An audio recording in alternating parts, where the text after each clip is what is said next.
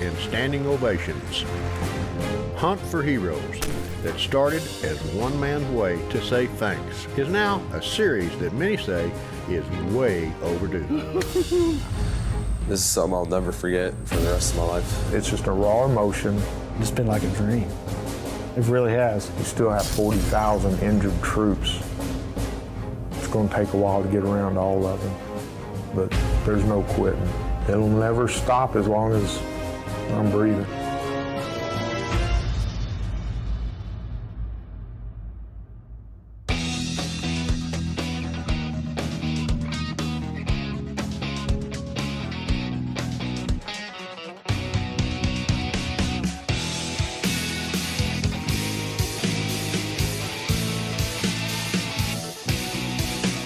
It was neat. It was a neat feeling to get those antlers in your hands and be able to hold up that deer.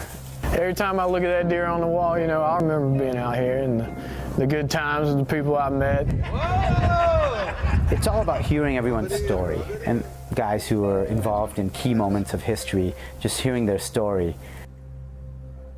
It's that moment in time when an incredible set of antlers is in your hands and something deep down inside is set in motion for life. When it happens on a show of support hunt for heroes, they call it healing, a therapeutic side effect of a simple deer hunt. On this special edition of Hunt for Heroes, we will hear the incredible stories of three men. Army Staff Sergeant Luis Chavez, who took the full blast of an Islamic idiot's IED. The coward's weapon injured Luis's back to the point he had to be medically discharged from the military. It's also the story of Marine Corporal Stephen Jones. It was on a dusty street of Afghanistan where an IED exploded, breaking his neck, back, right leg, as well as deep lacerations all over his entire body. He too is medically discharged and struggles with recovery to this day. Also, a face that's become a familiar sight to those who volunteer with Show of Support. Combat Surgeon Dr. Sudip Bose, one of the most decorated and distinguished battlefield medics in the military. In Iraq, Sudip was ordered to respond to a helicopter landing, and the patient he was called in to evaluate was the last person on Earth he expected to see. Sudip's story is a remarkable life experience. Only thing is, he's actually hunted with Show of Support last year. And Terry Johnson has a special unexpected presentation to make to Sudip. Do you remember this one? That's a year ago. It was a year ago that Dr. Bose took his first whitetail buck. Now Terry Johnson lives up to his promise, like he does for all the guys. Something with which to remember the hunt forever. This would be my first deer. My first ever deer. Thank you. I didn't grow up hunting. I grew up in Chicago, and this is really only my second or third hunt. You know, a lot of these guys have been shooting since they're 7, 8 years old. They're hunting with their parents since they were 5. And I was the guy who went into the military about to go to war in a couple weeks, and they're like, here, Doc, here's an M16 and a 9mm.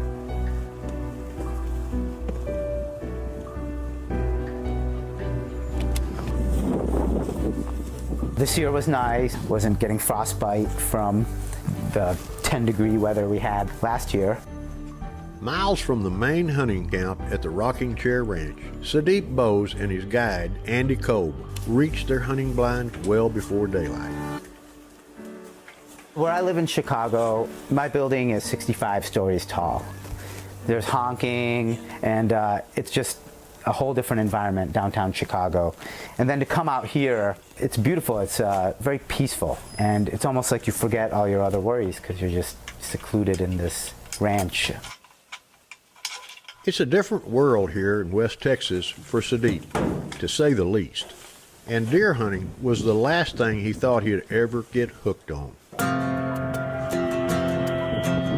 A big, mature West Texas whitetail, and the doctor who tries to control buck fever as Show of Support Hunt for Heroes continues.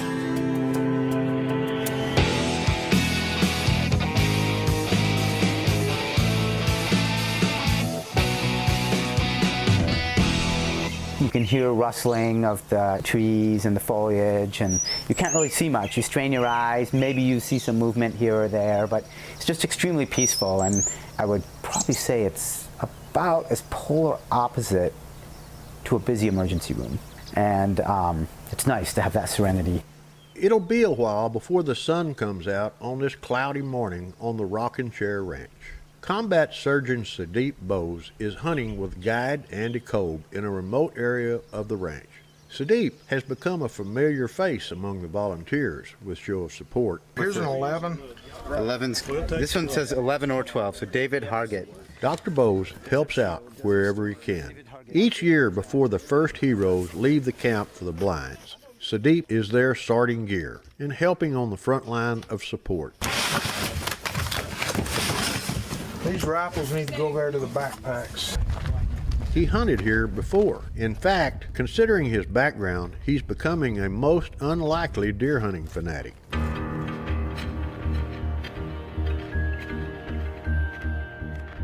I'm an emergency room physician. My parents came here in the 1960s from India, and they arrived with $8 in their pocket and the American dream. And it was because of that American dream that they were able to put me through school and through an excellent education. Started med school after college when I was 21, and at 25 I was a doctor. And then I joined the U.S. Army. I signed up and volunteered to be with the 1st Cavalry Division, and I deployed to Iraq for 15 months, a 15-month deployment into the combat zone, and served there taking care of patients. And it was an honor. I got to take care of our troops, our heroes, and one experience I'll never forget is the choppers were flying overhead, and the rumor was that they had captured Saddam Hussein, and the chopper lands, and in comes a very heavily bearded gentleman with heavy hair and blindfolded, rolled in, and he was my next patient. And I had to treat Saddam Hussein as a patient. And I think all these situations have a parallel to them, is just having to stay calm under pressure situations. And that's the thing about our military, is they go through incredibly intense, high-pressure situations, and within that chaos and within the horrors of battle, they find calmness and they get the job done, they get the mission accomplished. And that's why it's such an honor to be here continuing to serve our military folks. When I was in medical school, I always learned to give them this pill, to give them that liquid, to give them this tablet. And nobody ever told me that deer hunting could be just as therapeutic. We see the deer come out, and it's a sense of excitement. It was a mixed feeling. I mean, number one, one side of you is kind of like you feel bad for the deer because you're about to shoot a living creature. And the other side of me was like, okay, this is what I'm here for. And it's the same as separating emotion from task. You got to focus and you have to do it. And so it's a sense of excitement as well.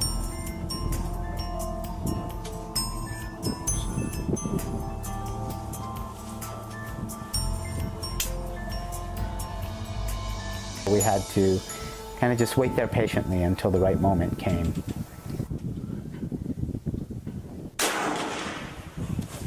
Deer goes down, mission accomplished.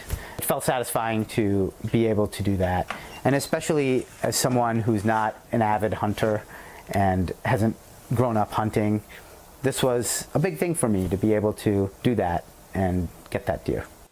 Maybe I am one who doesn't externally show their emotions as much, and maybe after going through basic training and working in the emergency room in chaotic moments and being on the front lines of the battlefield, you just kind of learn to keep your inner calm. So I might be hard to read that way. Even if I'm excited or stressed or whatever it is, you just got to keep calm on the outside. And maybe that's why I didn't react as happily as I was. But believe me, on the inside, this was so cool. It was neat. It was a neat feeling to get those antlers in your hands and be able to hold up that deer and say that it was another successful hunt for an incredible cause.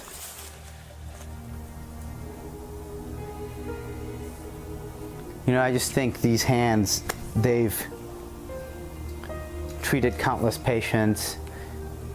They've treated the most hated man in the world. And now I can say they've held a white-tailed deer in West Texas. I like that a lot better.